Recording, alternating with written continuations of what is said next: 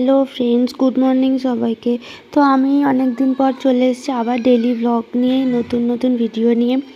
তো আমি এতদিন তো আমি হোস্টেলেই থাকতাম, থেকে কাজ করতাম ওখানে হসপিটালে। তো আমি বাড়ি অনেক দিন পর আবার এসেছি, আর এখন কদিন বাড়িতেই থাকবো, কাজটা একটু স্টপ রেখেছি। তো এসেই সকালবেলা আমার রোজ যা কাজ থাকতো তাই করলাম। বিছানা টিছানা সব কিছু গুছিয়ে নিলাম। গুছিয়ে নিয়ে তারপরে মুখ টুক ধুয়ে বাথরুম টাথরুম থেকে এসে ফ্রেশ হয়ে নিয়েছি। আর সকালবেলায় বিছানাটা গোছানো যেন এখন কী বলবো অভ্যাস হয়ে গেছে, আগে মা গোছাতো। তো তারপর আমি আমার মেনলি যেটা সবথেকে ইম্পর্টেন্ট, আমি আমার ডিটক্স ওয়াটারটা বানিয়ে নিয়েছি, কারণ এটাই খেলে যেন একটুখানি ফ্রেশ লাগে বেশি। তো তারপর আমার পাটা খুব ফেটেছিল, তো তার জন্য আমি একটুখানি পেডিকিওর করবো, তাই সব কিছু দিয়ে জলটা বানিয়ে নিয়েছি। আর আজকে বাইরে সত্যি প্রচুর কুয়াশা ছিল,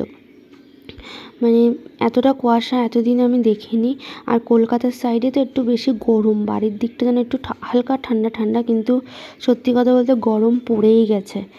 এত তাড়াতাড়ি এবার গরম পড়ে যাবে কেউ ভাবতে পারেনি, একটু বেশি তাড়াতাড়ি গরমটা পড়ে গেছে। তো যাই হোক, আমি এখানে আমার পাটাকে আগে পরিষ্কার করে নিচ্ছি, ক্লিয়ার করে নিচ্ছি, কারণ পাটা সত্যি প্রচুর ফেটেছিল।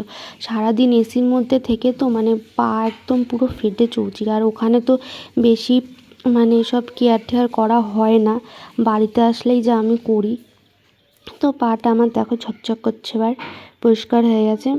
তো সব কিছু করে সকালে খাওয়া দাওয়া করে করে তারপরে আমি এই যে আমার সব কিছু এখন আলমারিতে সব সেট করতে হবে, ঠিকঠাক করতে হবে, সব গোছাতে হবে।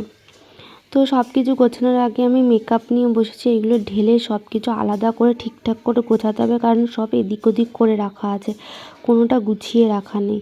তো চলো গোছাই, তোমরাও দেখতে থাকো আমার সব কালেকশানগুলো আর সব কিছু পরিষ্কার করে তো গুছিয়ে নিই। তো চলো দেখতে থাকো।